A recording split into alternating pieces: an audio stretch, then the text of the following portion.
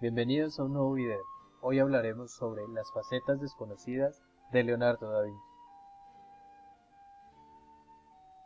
Su vida ya no es un misterio, pero recordaremos algunas cosas importantes para no confundir. Su nombre completo es Leonardo di Serpiero da Vinci. Fue una de las figuras más relevantes del Renacimiento italiano. También, con el paso de los años y estudios de su vida, fue reconocido como un polímata de aquella Florencia. Que no te asuste esta palabra, ya hablaremos de esto. En su momento fue considerado como el arquetipo de hombre renacentista, casi como cuando mamá te dice que debes ser igual a tu hermano mayor. ¿Recuerdas la palabra polímata? Pues no es tan compleja como suena. Es la sabiduría que abarca conocimientos sobre campos diversos de la ciencia, el arte y las humanidades.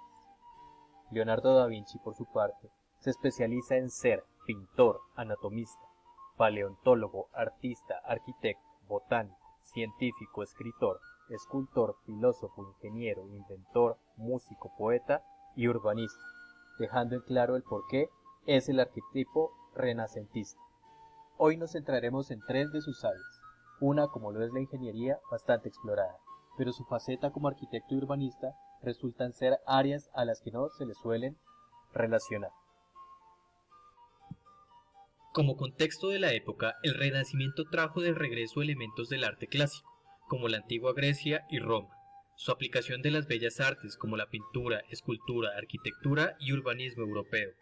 Pero no se trata de la transposición simple de las formas clásicas, sino de una reinterpretación que logró romper el oscurantismo de la Edad Media. Así, en este punto se destaca la arquitectura religiosa, civil y militar. Leonardo hizo uso de la observación para comenzar sus primeros estudios de arquitectura, centrándose en templos religiosos combinados con cúpulas y plantas de dimensiones colosales. Su primer contacto directo con el área se daría entre 1487 y 1490, al colaborar en un medio auxiliar de construcción para colocar la bola de cobre sobre la cúpula del domo de Florencia. Pero es, en sus códices, unas colecciones encuadernadas de la obra de Leonardo, donde se deja ver su real impacto en la arquitectura, más allá de sistemas de construcción aplicando ingeniería. Por ejemplo, en el Códice Atlántico encontramos el diseño del sistema para el proceso mencionado en el Domo de Florencia, y allí mismo genera un estudio de las ábsides o cabecera del templo interior con su respectivo estudio solar, tanto en alzado como en planta. Es en estos gráficos donde podemos ver en uno de los aportes más grandes de Leonardo en la actualidad, un sistema de representación legible y comprensible desde planimetría utilizando elementos que hoy día aún conservamos. En el mismo códice encontramos la propuesta de Leonardo da Vinci compitiendo con la ganadora propuesta de Francesco de Giorgio para el Domo de Milán. Adicionalmente, hace un estudio sobre los arcos que soportarán grandes estructuras entablando una relación de distancia para las cargas que serían todo un reto para la época. La propuesta para el domo, aunque hay quien lo duda, está referenciada más allá de los códices. Su propuesta formal se evidencia en los manuscritos mismos que retratan el avance significativo de su idea. Aquí podemos observar el proceso de diseño que llevó a Leonardo a explorar la combinación de la ingeniería y la arquitectura, y así generar una idea revolucionaria. Hacer de forma independiente la nave principal de las iglesias para poder generar los arcos que diseñó. El mayor problema para aceptar su diseño fue el basarse en un mismo prototipo y presentarlo en sus postulaciones. Recordemos, en esta época se basaba cada vez mejorar el diseño presentado en otro proyecto. ¿Cuál fue la idea base de su diseño? Santa María de la Consolación. Con el hombre de Vitruvio generó uno de los más avanzados estudios de la antropometría, adelantando su importancia y estudio específico cientos de años.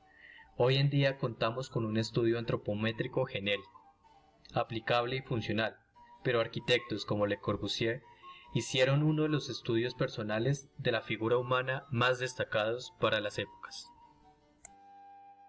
En su faceta de urbanista, Leonardo constituyó una idea que trascendería en la historia.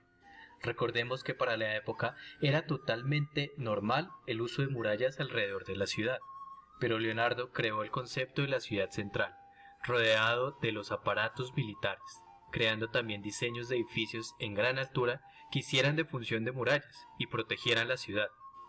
Aquí nace uno de los primeros conceptos complejos de la ciudad ideal, constituida por elementos modernos como grandes viviendas con pórticos en su parte inferior, creando calles peatonales, pistas a elementos relevantes del paisaje urbano como canales, creación de paisajes subterráneos para uso de transporte como bicicletas o carruajes, plazas de concentración intermedia entre la ciudad y no una única como hasta la época era lo normal. Aquí comienzan a encontrarse elementos de las ciudades modernas que veríamos desarrollarse en los siglos posteriores. El gran dilema para su uso real fueron los constantes ataques que sufrían las ciudades por las guerras que aún continuaban en Europa. Así concluye este video, con un Leonardo humanamente extraordinario, aún vivo su conocimiento en nuestro diario vivir tras más de 500 años, y en su obra se plasman misterios por descubrir. Deseando este video despierte su curiosidad, me despido. Gracias por verlo.